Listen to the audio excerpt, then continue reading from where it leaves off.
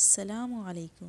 آج کی ویڈیو میں جانیں گے شکار کے حوالے سے، اور یہ جانیں گے کہ وہ کون سے 5 جانور ہیں جسے اللہ تعالیٰ نے مارنے سے گناہ نہیں فرمایا۔ آئیے جانتے ہیں۔ ایک شخص آپ صلی اللہ علیہ وسلم کے پاس آیا۔ اس نے عرض کیا، اللہ کے رسول، شکار کے احکام بتائیے۔ آپ نے فرمایا، جب تم شکار کے لیے اپنا کتا چھوڑو اور اس پر اللہ کا نام یعنی بسم اللہ پڑھ لو، پھر وہ تمہارے لیے شکار کو روک رکھے تو اسے کھاؤ۔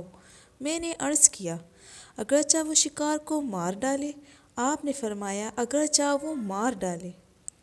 میں نے عرض کیا، ہم لوگ تیر انداز ہیں تو اس کے بارے میں فرمائیے۔ آپ نے فرمایا، تمہارا تیر جو شکار کرے اسے کھاؤ۔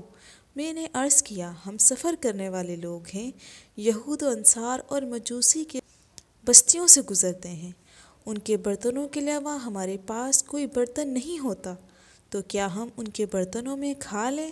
آپ نے فرمایا، اگر تم اس کے علاوہ کوئی برتن نہ پا سکو تو اسے دھو کر استعمال میں لایا جا سکتا ہے۔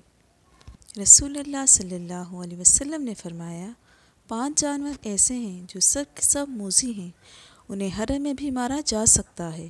وہ 5 جانور ہیں: کوا، چیل، چوہا، بچھو اور کاٹنے والا کتا۔ اگر آپ کو ویڈیو اچھی لگی ہو تو میرے چینل کو سبسکرائب کریں۔ راہ ہدایت وتھ صوبیہ۔ السلام علیکم، جزاک اللہ۔